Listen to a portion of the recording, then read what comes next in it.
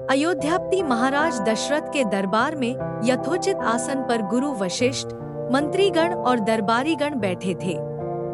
अयोध्यानरेश ने गुरु वशिष्ठ से कहा, हे गुरुदेव, जीवन तो क्षण भंगुर है और मैं वृद्धावस्था की ओर अग्रसर होते जा रहा हूँ। राम, भरत, लक्ष्मण और शत्रुघ्न चारों ही राजकुमार अब वयस्क भी हो चुके हैं। मेरी इच्छा है कि इस शरीर को त्यागने के पहले राजकुमारों का विवाह देख लूं। अतः आपसे निवेदन है कि इन राजकुमारों के लिए योग्य कन्याओं की खोज करवाएं। महाराज दशरथ की बात पूरी होते ही द्वारपाल ने ऋषि विश्वामित्र के आगमन की सूचना दी। स्वयं राजा दशरथ ने द्वार तक जाकर विश्वामित्र की अभ्यर्थना की और आदरपूर्वक उन्हें दरबार के अंदर ले आए तथा गुरु वशिष्ठ के पास ही आसन देकर उनका यथोचित सत्कार किया। कुशलक्षेम पूछने के पश्चात राजा दशरथ ने विनम्र वाणी में ऋषि विश्वामित्र से कहा, हे मुनिश्रेष्ठ, आपके दर्शन से मैं कृतार्थ हुआ तथा आपके चरणों की पवित्र धूलि से यह राज दरबार और संपूर्ण अयोध्यापुरी धन्य हो गई। अब कृपा करके आप अपने आने का प्रयोजन बताइए। किसी भी प्रकार की आपकी सेवा करके मैं स्वयं को अत्यंत भाग्यशाली समझूंगा।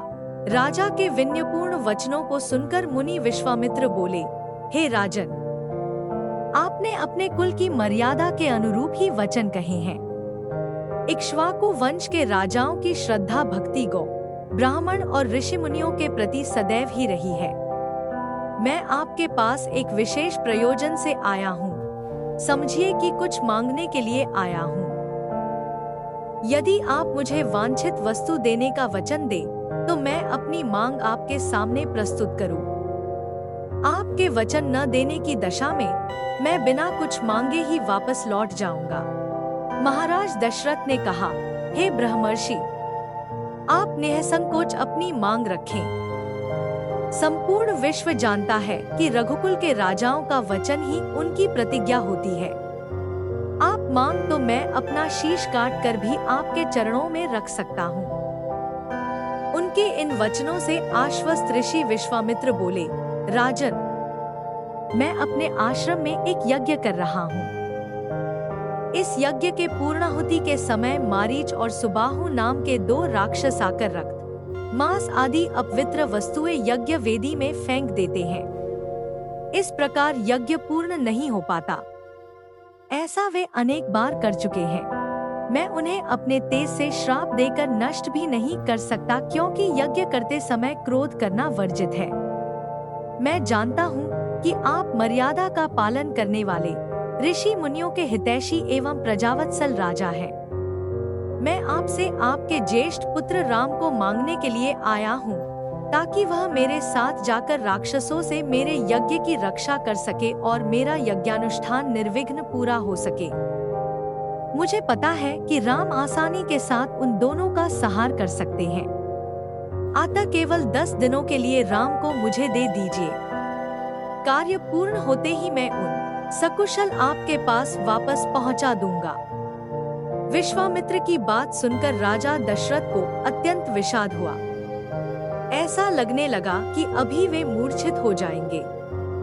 फिर स्वयं को संभालकर उन्होंने कहा, मुनिवर, राम अभी बालक है। राक्षसों का सामना करना उसके लिए संभव नहीं होगा। आपके यज्ञ की रक्षा करने के लिए मैं स्वयं ही जाने को तैयार हूँ। विश्वामित्र बोले, राजन, आप तनिक भी संदेह न करें कि राम उनका सामना नहीं कर सकते।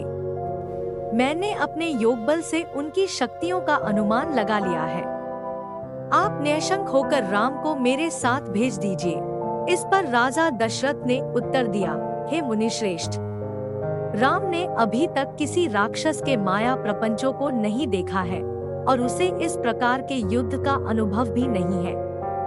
जब से उसने जन्म लिया है, मैंने उसे अपनी आंखों के सामने से कभी ओझल भी होने नहीं दिया है। उसके वियोग से मेरे प्राण निकल जावेंगे। आपसे विनय है कि कृपा करके मुझे ससैन्य चलने की आज्ञा दे। पुत्र मोह से ग्रसित होकर राजा दशरथ को अपनी प्रतिज्ञा से विचलित होते देख ऋषि विश्वामित्र आवेश में आ गए। उन्होंने कहा, राजन, मैं नहीं जानता था कि रघुकुल में अब प्रतिज्ञा पालन करने की परंपरा समाप्त हो गई है। यदि जानता होता तो मैं कदापि नहीं आता। लो, मैं अब चला जाता हूँ। बात समाप्त होते होते उनका मुख क्रोध से लाल हो गया। विश्वामित्र को इस प्रकार क्रुद्ध होते देखकर दरबारी एवं मंत्रीगण भयभीत हो गए और किसी प्रकार के अनिष्ट की कल्पना से वे कांप उठे। गुरु वशिष्ठ ने राजा को समझाया, हे राजन, पुत्र के मोह में ग्रसित होकर रघुकुल की मर्यादा, प्रतिज्ञा पालन और सत्यनिष्ठा को कलंकित मत कीजिए। मैं आपको परामर्श देता हूँ कि आप राम के बालक होने की बात को भूलकर एवं निःशंक होकर राम को मुनिराज के साथ भेज दीजिए। महामुनि अत्यंत विद्वान, नीति निपुण और अस्त्र शस्त्र के ज्ञाता है। मुनिवर के साथ जाने से राम का किसी प्रकार से भी अहित नहीं हो सकता, उल्टे वे इनके साथ रहकर शस्त्र और शास्त्र विद्याओं में अत्यधिक निपुण हो जाएंगे तथा उनका कल्याण ही होगा। गुरु वशिष्ठ के वचनों से आश्वस्त होकर राजा दशरथ ने राम को बुला भेजा। राम के साथ साथ लक्ष्मण भी वहां चले आए। राजा दशरथ ने राम को ऋषि विश्वामित्र के साथ जाने की आज्ञा दी। पिता की आज्ञा शिरोधार्य करके राम के मुनिवर के साथ जाने के लिए तैयार हो जाने पर लक्ष्मण ने भी ऋषि विश्वामित्र से साथ चलने के लिए प्रार्थना की और अपने पिता से भी राम के साथ जाने के लिए अनुमति मांगी। अनुमति मिल जाने पर राम और लक्ष्मण सभी गुरुजनों से आशीर्वाद लेकर ऋषि विश्वामित्र के साथ चल पड़े। समस्त अयोध्यावासियों ने देख कि मन धीर गति से जाते हुए मुनिश्रेष्ठ विश्वामित्र के पीछे पीछे कंधों पर धनुष और तरकस में बाण रखे दोनों भाई राम और लक्ष्मण ऐसे लग रहे थे मानो ब्रह्मा जी के पीछे दोनों अश्विनी कुमार चले जा रहे हों। अद्भुत कांति से युक्त दोनों भाई गो की त्वचा से बने दस्ताने पहने हुए थे। हाथों में धनुष और कटी में तीक्ष्ण धार वाली कृपाणें शोभायमान हो रही थी। ऐसा प्रतीत होता था मानो स्वयं शौर्य ही शरीर धारण करके चले जा रहे हों। लता विटपों के मध्य से होते हुए 6 कोस लंबा मार्ग पार करके वे पवित्र सरयू नदी के तट पर पहुँचे। मुनि विश्वामित्र ने स्नेहयुक्त मधुर वाणी में कहा, हे वत्स, अब तुम लोग सरयू के पवित्र जल से आचमन स्नानादि करके अपनी थकान दूर कर लो। फिर मैं तुम्हें प्रशिक्षण दूंगा। सर्वप्रथम मैं तुम्हें बला और अतिबला नामक विद्याएं सिखाऊंगा। इन विद्याओं के विषय में राम के द्वारा जिज्ञासा प्रकट करने पर ऋषि विश्वामित्र ने बताया, ये दोनों ही विद्याएं असाधारण हैं। इन विद्याओं में पारंगत व्यक्तियों की गिनती संसार के श्रेष्ठ पुरुषों में होती है। विद्वानों ने इन्हें समस्त विद्याओं की जननी बताया है। इन विद्याओं को प्राप्त करके तुम भूख और प्यास पर विजय पा जाओगे। इन तेजोमय विद्याओं की सृष्टि स्वयं ब्रह्मा जी ने की है। इन विद्याओं को पाने का अधिकारी समझकर मैं तुम्हें इन्हें प्रदान कर रहा हूँ।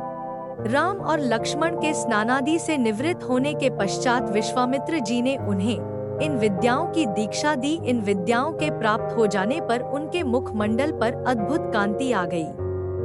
तीनों ने सरयू तट पर ही विश्राम किया।